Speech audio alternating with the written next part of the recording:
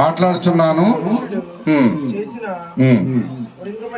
చూడండి, శాపం నుండి విమోచించడానికి యేసు ప్రభు ప్రతి మనుషులు ఏమని చెప్పండి, ఈరోజు శాపం ఉంది. ఈరోజు మన దేశానికి శాపం ఏంటంటే విగ్రహార్థం ఒక శాపం. ఈ లోకంలో మనుషులు చేసే పాపాలు మనకు శాపాన్ని తెచ్చిపెడతా ఉన్నాయి. యేసుక్రీస్తు దగ్గరకు వస్తే ఆ శాపాన్ని ఆశీర్వాదంగా మార్చడం కోసం యేసుప్రభు వారు శిలువను ఎక్కారు. చాలా మందికి యేసుప్రభు వారు శిలువకి ఎక్కారో తెలియక కొంతమంది తప్పుగా మాట్లాడుతూ ఉంటారు, కొంతమంది అజ్ఞానంగా మాట్లాడుతూ ఉంటారు. వారికి తెలియకపోతే ఆ బైబిల్ విషయం దేవదాసయ్య గారు చెప్పేవారు, ఏ మతమని గాని ఏ వ్యక్తిని గాని దూషించరాదు, ద్వేషించరాదు, తెలియని విషయాలు అడిగి తెలుసుకోవాలి. దేవునికి స్తోత్రం. తెలియని విషయాలు అడిగి తెలుసుకోవాలి. మన దైవజనులు ధనుజ శాస్త్రయ్య గారు మన సేవకుల మీటింగ్ వచ్చినప్పుడు చాలా మంది సేవకులు తెలియని విషయాలు అడిగి తెలుసుకున్నారు, ప్రశ్నలు అడిగారు.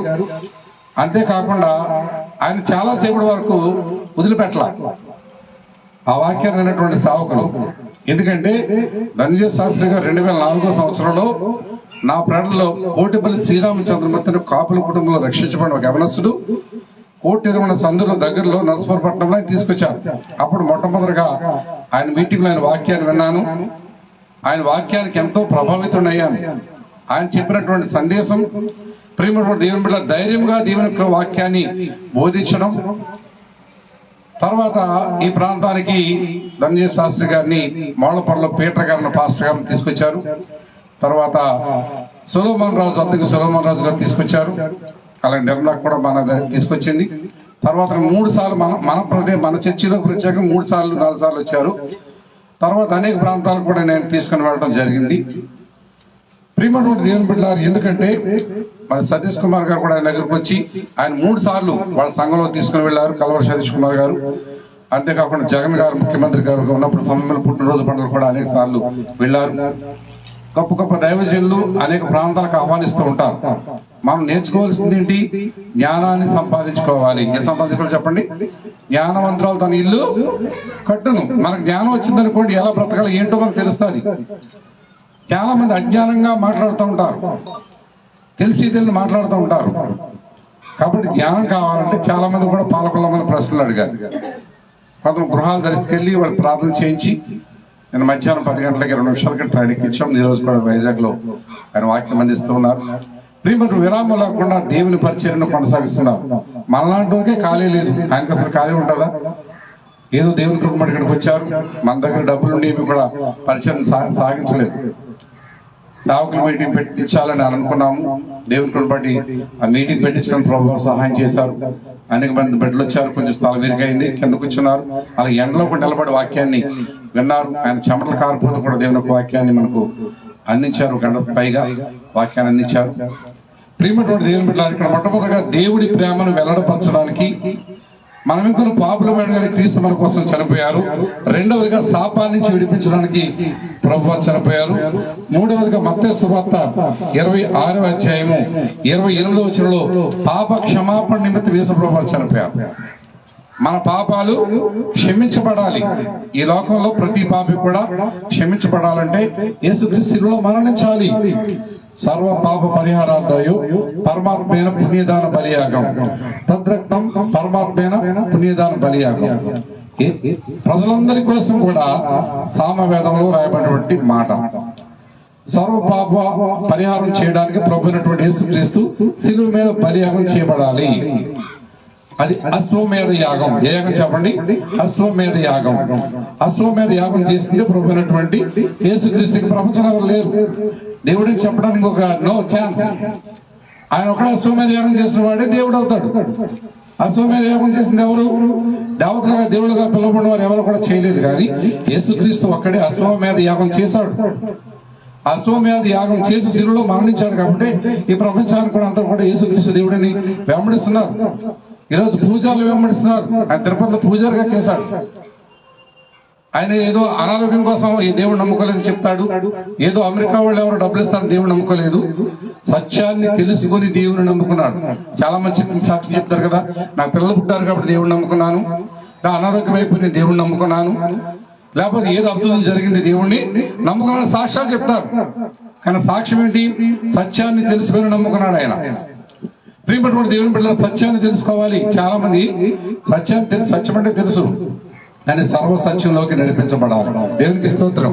ఎక్కడ నడిపించబడాలి? మనము సర్వసత్యంలోకి నడిపించబడాలి. మనం సంపూర్ణులు కావాలి, మనం పరిపూర్ణులు కావాలి. మనం ఇంకా పరిపూర్ణులు కాలా. దేవుడు నమ్ముకున్నంత మాత్రాన, ప్రార్థనకు వెళ్ళినంత మాత్రాన ఇంకా పరిపూర్ణులు అయిపోలేదు. పరిపూర్ణులు అవ్వాలంటే మనం దేవుని కోసం త్యాగం చేసే మనసు రావాలి. పనిని విడిచిపెట్టాలి, సమయాన్ని విడిచిపెట్టాలి. ఇప్పుడు అక్కడ ప్రార్థన జరుగుతుంది, అక్కడ కూడా వచ్చేస్తానండి. అలా దేవుని కోసం నిర్ణయాలు తీసుకోవాలి. మేము సేవకుల వెళ్ళాము, ప్రియమైనటువంటి దేవుని బిడ్డలు ఎక్కడ వెళ్ళాము. దేవుని యొక్క వాక్యం చూడండి, హెబ్రీ రాసిన పత్రిక 9వ అధ్యాయము 14వ వచనం, జీవము గల దేవుని సేవించడం కోసం ఆయన మన కోసం మరణించారు. హెబ్రీ 10:14 మనలను పరిశుద్ధపరచడానికి ఆయన మరణించారు. దేవునికి స్తోత్రం. సిలువనెక్క ఏం చేయాలి చెప్పండి? మనలను చదవండి వాక్యం. హెబ్రీ 10:14 చదవండి.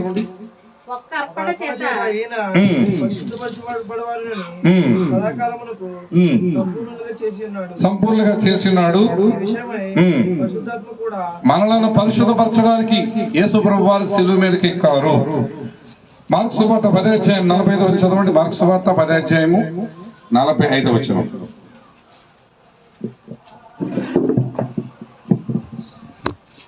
మార్కు సువార్త 10వ అధ్యాయం 45వ వచనం. పరిచారం చేయుటకు రాలేదు, కానీ పరిచారం చేయుటకును అనేకులకు క్రయధనముగా ప్రాణమునిచ్చుటకును వచ్చెను. విమోచన క్రయధనంగా నా ప్రాణాన్ని. యేసు చెప్పాడు, నా ప్రాణాన్ని పెడుతున్నాను. నా అంతటి నేనే చెప్పాడు. ఆయన ప్రాణం పెడతాడని ప్రవచనాలు ఉన్నాయి, ఆయన సిలువ ఎక్కుతాడని ప్రవచనాలు ఉన్నాయి, ఆయన పుట్టుక గురించి ప్రవచనాలు ఉన్నాయి, ఆయన తిరిగి లేస్తానికి ప్రవచనాలు ఉన్నాయి, ఆయన తిరిగి రెండవ రాకడ రాబోతున్నాడని ప్రవచనాలు ఉన్నాయి. ప్రవచనాత్మక గ్రంథం ఇది. ఇది ప్రామాణిక గ్రంథం, రాజ గ్రంథం. ప్రియమైనటువంటి దేవుని బిడ్డలారా, అందుకని ప్రపంచమంతా ఈ రోజు బైబిల్ చదివిన వారు ఆయన వెంబడించడానికి గల కారణం అదే. దేవుని యొక్క వాక్యంలో మనం చూస్తా ఉంటే, మరి విమోచన క్రయధనం అనేకుల కోసం ప్రాణం ఇవ్వడానికి లండన్ మహానగరంలో ఒక పెద్ద బ్రిడ్జి ఉంటుంది. ఆ బ్రిడ్జి మీద ట్రైన్స్ వెళ్తూ ఉంటాయి. ప్రియమైనటువంటి దేవుని బిడ్డలారా, కింద నుంచి పడవలు వెళ్తూ ఉంటాయి. ట్రైన్ వెళ్లే సమయంలో ట్రైన్ వెళ్తా ఉంటాయి, పడవలు వెళ్లే సమయంలో పడవలు ఓపెన్ చేస్తారు. అది ఓపెన్ చేయగానే కింద నుంచి పడవలు వెళ్ళిపోతూ ఉంటాయి. అక్కడ ఒక లివర్ మ్యాన్ ఉన్నాడు. ఆ లివర్ మ్యాన్ కు కొడుకున్నాడు. ఒకరోజు అనుకున్న రీతిగా సడన్ గా ట్రైన్ దగ్గరికి వచ్చేస్తా ఉంది. ట్రైన్ లో 1000 మంది చిలుకు ప్రజలు ఉన్నారు. కుమారుడేమో రైలు పట్టాలు ఎక్కేస్తాడు. పట్టాలు ఎక్కేసి నడుచుకుంటూ వచ్చేస్తున్నాడు. తండ్రి లివర్ మ్యాన్ కదా, అక్కడే ఆయన లివర్ తిప్పుతా ఉంటాడు. తన డాడీ దగ్గరికి వచ్చేస్తా ఉన్నాడు. ఇప్పుడు ఏం చేయాలి? ట్రైన్ వేగంగా వచ్చేస్తా ఉంది. ఆ ట్రైన్ కనుక లివర్ ఓపెన్ చేస్తే ఆ ట్రైన్ పడిపోతుంది, ఆ నదిలో పడిపోతుంది, అందరు కూడా చనిపోతారు. ఆ ట్రైన్ కనుక కొడుకును గుద్దేస్తే ఒక్కడు మాత్రమే చనిపోతాడు, ట్రైన్ లో ఉన్న ప్రజలందరూ కూడా రక్షించబడతారు. అప్పుడు ఏం చేయాలి? లివర్ మ్యాన్ ఒక నిర్ణయాన్ని తీసుకున్నాడు, బలమైన నిర్ణయాన్ని. తన కుమారుని బలిగా అర్పించడానికి నిర్ణయం తీసుకున్నాడు. లివర్ కదపల అలా ఉంచేశాడు. ట్రైన్ వేగంగా స్పీడ్ గా వచ్చేస్తుంది, 100 కిలోమీటర్ల వేగంతో స్పీడ్ గా వస్తా ఉంది. కొడుకు ట్రైన్ పట్టాలు ఎక్కేశాడు, నడుచుకుంటూ వచ్చేస్తా ఉన్నాడు. అడ్డలతా కిటలతా దారి లేదు, వేగంగా వచ్చేసింది. ఆ ట్రైన్ కొట్టేసింది. రక్తం ముద్దగా మారిపోయి కుమారుడు చనిపోయాడు. అయ్యో నా కుమారుడు చనిపోయాడని తండ్రి ఏడుస్తా ఉన్నాడు, బాధపడుతూ ఉన్నాడు. కానీ ట్రైన్ లో ప్రజలందరూ కూడా సేఫ్. ప్రియమైనటువంటి దేవుని బిడ్డలారా, పరలోకమైనటువంటి ప్రభునటువంటి దేవుడు యెహోవా దేవుడు కుమారుడైన క్రీస్తుని బలిగా అర్పించడానికి, ఆయన సిలువను ఎక్కించడానికి ఒక నిర్ణయం తీసుకున్నాడు. ఆ ట్రైన్ లో చాలా మంది త్రాగుబోతులు ఉన్నారు, పేకాడగాళ్ళు ఉన్నారు, భయంకరమైన దొంగలు ఉన్నారు, హంతకులు ఉన్నారు, భయంకరమైన పాప జీవితాన్ని జీవించిన వారు ఉన్నారు. ఆ లివర్ మ్యాన్ తన కొడుకును ఒక్కడిని రక్షించుకోవాలంటే గనక అందరూ కూడా మరి ఆ నడ్జిలో పడి చనిపోయేవారు. కానీ తన కుమారుని బలిగా అర్పించడం నిర్ణయం తీసుకున్నాడు. యెహోవా దేవుడు ప్రభువైనటువంటి యేసుక్రీస్తుని బలిగా అర్పించడం నిర్ణయం తీసుకున్నాడు. సిలువను ఎక్కించడానికి నిర్ణయం తీసుకున్నాడు. విమోచన క్రయధనంగా బలిగా అర్పించబడడానికి యేసు ప్రభు వారు వచ్చారు. అలా నిర్ణయం తీసుకున్నాడు కాబట్టి అక్కడ ఆ ట్రైన్ లో ఉన్న 1000 మంది పైచిలకు ప్రజలందరూ కూడా రక్షించబడ్డారు. ఈ రోజు మనం రక్షించబడ్డామంటే కారణం ఎవరు? ఆ కుమారుడు మనం రక్షించబడ్డాం. ఆ కుమారుడే అపశ్య త్యాగనసి. పుత్రుడు లేకుండా పున్నామ నరకం తప్పించబడేవారు ఎవరు కూడా లేదు. ఆ కుమారుడే ప్రభు అయినటువంటి యేసుక్రీస్తు. మనకు పుట్టిన కుమారులు ఏడిపిస్తారు, మాట వినరు, బాధపడతారు, ఇక్కడే మనకు నరకం చూపించేస్తారు. కానీ ప్రియమైనటువంటి దేవుని బిడ్డారా, ఈ కుమారుడు ఏం చేస్తున్నాడు? నరకము నుంచి తప్పించడానికి వచ్చిన కుమారుడు. వేదంలో చెప్పబడిన అపశ్య త్యాగనేస్తంటే పుత్రుడు లేకుండా పుట్టగతులు లేవు. పుట్టగతులు కావాలి, పుట్టగతులు లేవంటే పుత్రుడు ఎవరు? ప్రభు అయినటువంటి యేసుక్రీస్తే. ఆ పుత్రుడుగా ఈ లోకానికి వచ్చి మనకు నరకం నుంచి తప్పించడానికి ఆయన సిలువనెక్కాడు. చాలా మంది యేసు ప్రభు సిలువనెక్కాడంటే చాలా మందికి తెలియదు, అర్థం కాకుండా పిచ్చి పిచ్చి మాటలు మాట్లాడుతూ ఉంటారు. తెలియకపోతే అడిగి తెలుసుకో. ఈ ప్రపంచంలో అనేక మంది జ్ఞానవంతులు ఉన్నారు. జ్ఞానం నేర్చుకోవడానికి ఎక్కడ వెళ్ళాలి?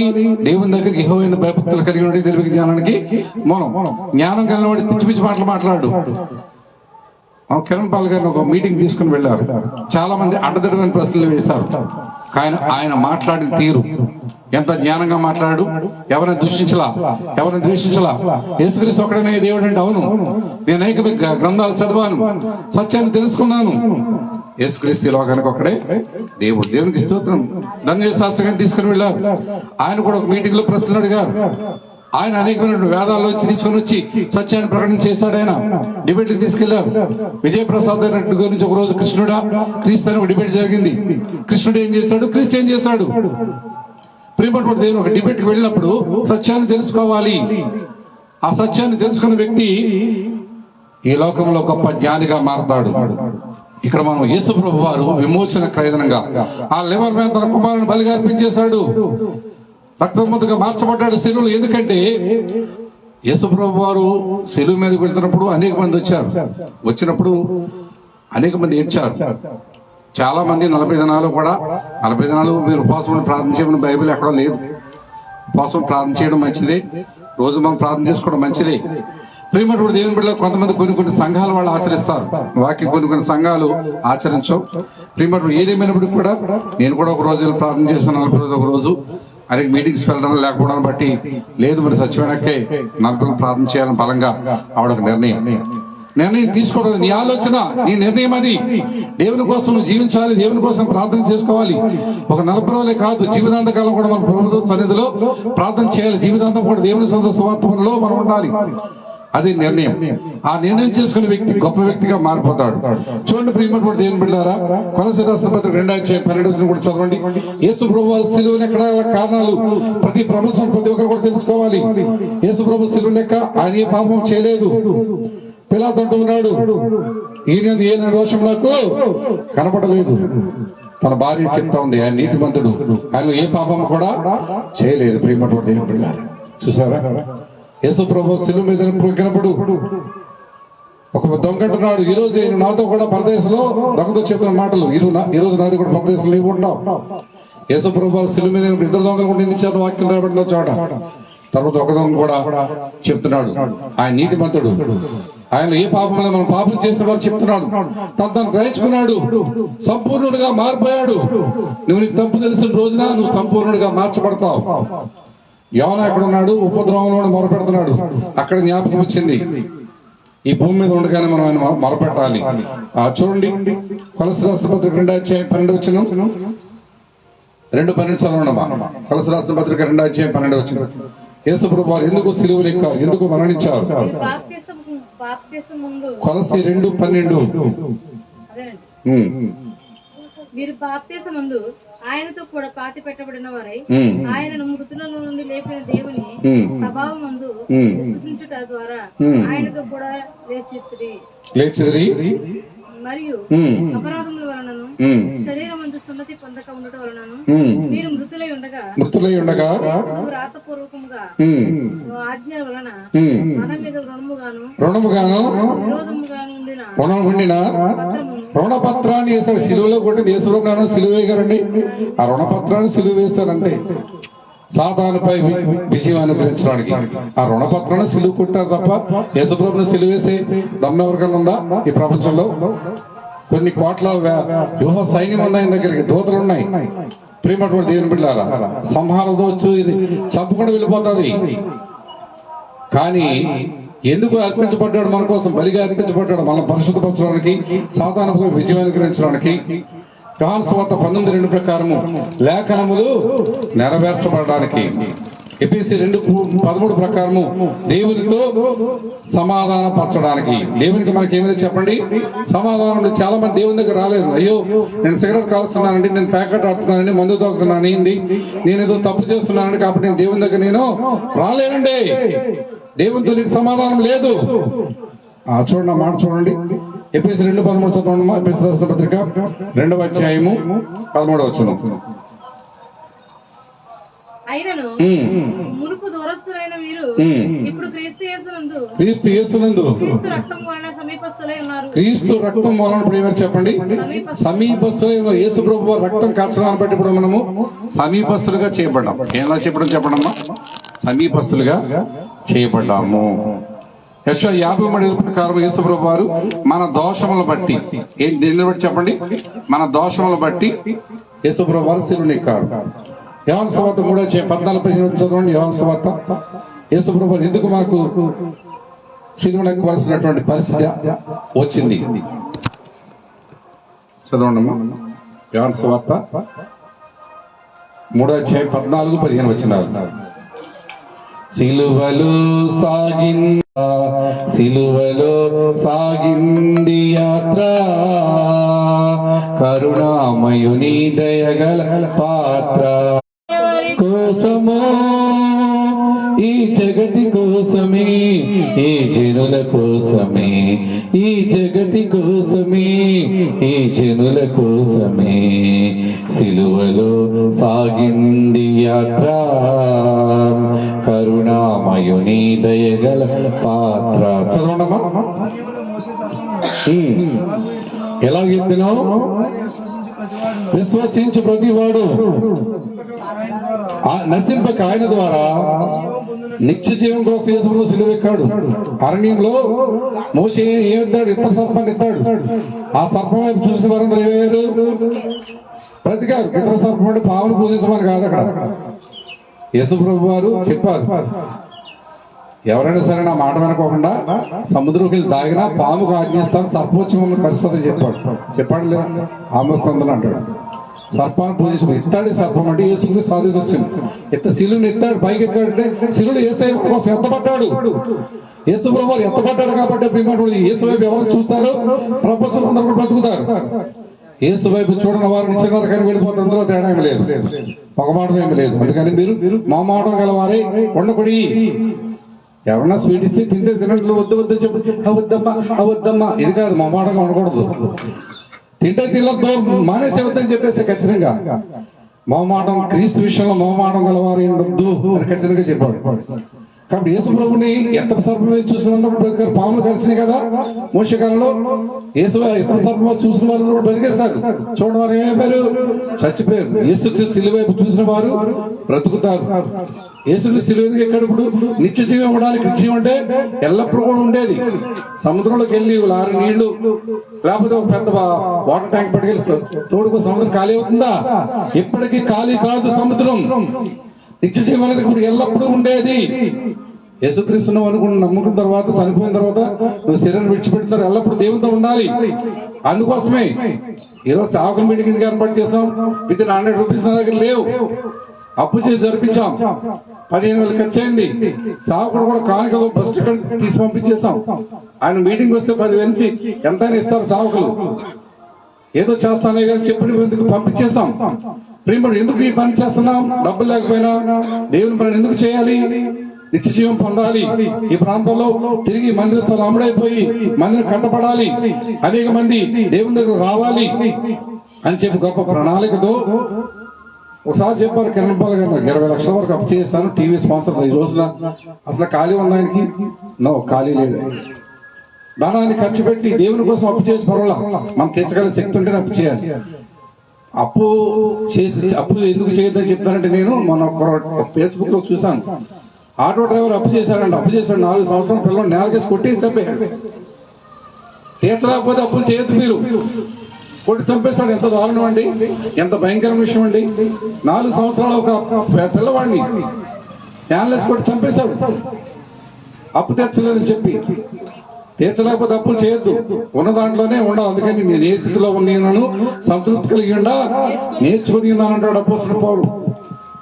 లేనిపోయిన అప్పులు చేసేసి ఈఎంఐలు కట్టలేక పెనాలు ఎక్కువైపోయి ఇబ్బందులు పడేటువంటి పరిస్థితి తెచ్చుకోవద్దు. ఉన్న దాంట్లోనే సంతృప్తి కలిగి ఉండాలని నేర్చుకోవాలి. దేవుని పని కోసం అప్పులు చేయాలి. సంతోష్ రెడ్డి గారు వచ్చినప్పుడు కూడా అప్పు చేశాను, కొంచెం ఒక 50,000 దాకా తీర్చేసాను దేవుని ప్రభుత్వం. మనం తీర్చే శక్తి కూడా అప్పు చేయాలి. తీర్చకుండా అప్పులు చేసేసి ఇబ్బందులు పడే పరిస్థితి మనం తెచ్చుకోకూడదు. చూడండి ప్రియమైనటువంటి దేవుని బిడ్డలారా, లెవెన్ మీద తన కుమారుని బలిగా అర్పించాడు. యేసు ప్రభు వారు మన కోసం నిత్య జీవాన్ని ఇవ్వడానికి కోసం ఆయన సిలువలు ఎక్కాడు. ఇక్కడ చదవండి మత్తయి సువార్త 20వ అధ్యాయం 28వ వచనం ఉండగా 20వ అధ్యాయం 28 చదవండి. మత్తయి సువార్త 20వ అధ్యాయం 28వ వచనం. అలాగే మనుష్య కుమారుడు పరిచారము చేయించుకున్నట్టుకు రాలేదు కానీ 2 చోట్ల రాయబడి చూడండి మాట. అనేకులకు ప్రతి విమోచన క్రయధనముగా తన ప్రాణమునిచ్చుటకు వచ్చినని చెప్పాడు. చూడండి మార్క్స్ సువార్తలో మత్తయి సువార్తలో కూడా 2 సార్లు రాయబడింది మాట. యేసు ప్రభు వారు ఎందుకు వచ్చారు? తన ప్రాణాన్ని బలిగా అర్పించడానికి వచ్చారు. ఫిలిప్పి 2వ అధ్యాయం 8 నుంచి 10 వచనాలు చదవండి. ఫిలిప్పి రాసిన పత్రిక 2వ అధ్యాయం 8వ వచనం. మరియు ఆయన మనుషుడిగా కనబడి మరణము పొందినంతగా, శిలువ మరణం పొందినంతగా విధేయత చూపిన వాడై తన్ను తాను తగ్గించుకున్నాడు. చూడండి, దేవుని కుమారుడండి శిలువ మరణం పొందినంతగా తను తాను తగ్గించుకున్నాడు. ఎవరి కోసం తగ్గించుకున్నాడు? మన కోసం తగ్గించుకున్నాడు. మనం రక్షించడానికి, మన పాపాన్ని విడిపించి పరిశుద్ధులుగా చేయడానికి, రాజులను యాజక సమూహంగా చేయడానికి, పరలోకంలో స్థానాన్ని ఇవ్వడానికి కోసం యేసు ప్రభు వారు శిలువను ఎక్కిన వచ్చినటువంటి అవసరం వచ్చింది. తను తాను తగ్గించుకున్నాడండి. దేవుడు తగ్గించుకున్నాడు. చాలా మంది పరువు చేస్తున్నారు. మన మండపేట ఇల్లు దగ్గరలో ఒక మండపేటలో ప్రియమటువంటి దేవుని పెట్టారు. ఒక అమ్మారు చంపేశారు. ప్రియమటువంటి యేసు ప్రభు వారు మన కోసం, మన పరువు ఎక్కడ ఉంది? మన కోసం మన పరువు అంతా శిలువలో ఆయన పరువు తీసేసుకున్నాడు. ఏమన్నారు? తండ్రి మీరేం చేయొచ్చు, వీరిని క్షమించమన్నా. తగ్గించడం లేదా? ఎవరన్నా మాట్లాడే ఊరికి సర్రమలు వేసిపోతారు. పక్కింటితో గొడవలు, ఎదురింటితో గొడవలు, నేను వాళ్ళతో మాట్లాడండి. సమాధానం లేకపోతే ఎలాగా? పక్కింటితో ఇరుగులతో సమాధానం ఉంటే మనం ముందరికి వెళ్తాం. వాళ్ళు ఏమైనా సరే సహించుకోవాలి. సహించుకునే మనసు నీకు రావాలి. దేవునికి స్తోత్రం. ఏమో చెప్పండి, సహించుకునే మనసు నీకు వచ్చిందనుకోండి, ఆటోమేటిక్ గా దేవుని రాజ్యాన్ని సొంతమైపోతుంది. సహించిన వారు ధన్యులను కూర్చున్నాం కదా. యేసుప్రభు శిలువలో సహించాడు కదా. కొట్టిన వారిని, దిన్న వారిని సహించాడు. ఆయన ఎన్ని ముళ్ళు గుచ్చారు? సిలువలో, ఆ సిలువలో, ఆ ఘోర కల్వరిలో, పులువల మధ్యలో వేలాడిన యేసయ్యా, నేరము చేయని నీవు ఈ ఘోర పాపి కొరకు భారమైన సిలువ మోయలేక మోసావు. కొరడాలు చిల్లరి చీల్చిని నీ సుందర దేహమునే తడిపిను నీ తనువులే రుదిరంబు దారలే. వెలి అయిన యేసయ్యా, బలి అయిన యేసయ్యా, నాదు పాపమే నిన్ను సిలువకు గురి చేసిన్. నాదు దోషం నిన్ను అణువణువున హింసించెన్. నీవు కాచిన రక్తధారలే నా రక్షణాధారం. సిలువను చేరిదను విరిగిన హృదయముతో. వెలి అయిన యేసయ్యా, బలి అయిన యేసయ్యా, నిలువెల్ల నలిగితివా, నీవెంతో అలసితివా. నాదు దోషమే, నాదు పాపమే నన్ను సిలువకు గురి చేశాను. ఈ పాట రాసింది ఏసన్ గారు ఎప్పుడో రాశారు. పాట ఏసన్ గారు రాశారు. మహానుభావుడు 3 మందికి సువార్త చెప్పాడు. ఈరోజు ఏసన్ గారి సేవలో 2000 సంఘాలు 4,000 మంది సేవకులు, 1,500 మంది సంఘాలు, మొన్న 20 లక్షల మందికి భోజనాలు ఏర్పాటు చేశారు. ప్రియపడి దేవుని బిడ్డలారా, అబ్రాం గారు కూడా పిలిచారంట, గుంటూరు కూడా వెళ్ళారంట. ధనుజ శాస్త్రి గారు చెప్పారు, పిలవాలని చూద్దాం చూసుకో అన్నారంట. ఎందుకంటే అనేక మంది ప్రియపడి దేవుని బిడ్డలారా, సిలువలో ఆ ఘోర కలవరిలో నేరం చేశాడు. ఆయన ఏమన్నాను, నేరం ఏం చేయలా. సిలువ అపకన ఈ పక్కన ఈ పక్కన నేరం చేశారు. మధ్యలో యేసుప్రభువు సిలువ వేశారు, నేరం చేయలేదు ఆయన. ప్రియపడి దేవుని బిడ్డలారా, ఆయన బాగా రొట్టు వరకు కూడా నీళ్లు కారేంత వరకు మన కోసం బలిగా పంచిపెట్టాడు. ఇలాంటి దేవుడు, ఇలాంటి స్నేహితుడు, నిజమైనటువంటి స్నేహితుడు ఎవరన్నా ప్రపంచంలో ఉన్నారా? లేరు. ప్రియపడి దేవుని బిడ్డలారా, చూడండి రోమరాసిన పత్రిక 5వ అధ్యాయం 25వ చదవండి. రోమరాసిన పత్రిక 5వ అధ్యాయం 25వ చదవండమ్మా. రోమరాసిన పత్రిక 5వ అధ్యాయం 25వ వచనం, 5:11 కూడా చదవండి. 11. అంతేకాదు మన ప్రభువైన యేసుక్రీస్తు ద్వారా మనము దేవుని యందు అతిశయపడుచున్నాము. ఆయన ద్వారాగానే మనము ఇప్పుడు సమాధాన స్థితి పొంది ఉన్నాము. సమాధాన స్థితి యేసుక్రీస్తు ద్వారా మనకు సమాధాన స్థితి అనే సిలువ ఎక్కడి ద్వారా. 8వ వచనం చదవండి. 8వ వచనం.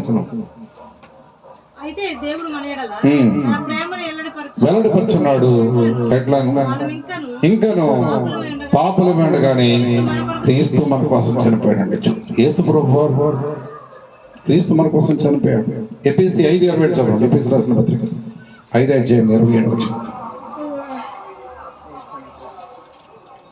కదిలింది కరుణరథం, సాగింది క్షమాయుగం, మనిషి కొరకు దైవమే, మనిషి కొరకు దైవమే, కరిగి వెలిగే కాంతి పదం. కదిలింది కరుణరథం, మనుషుల చేసిన పాపం మమతల భుజాన ఒరిగింది, పరిశుద్ధాత్మతో పండిన గర్భం వరపుత్రునికై పడచింది, పడచింది.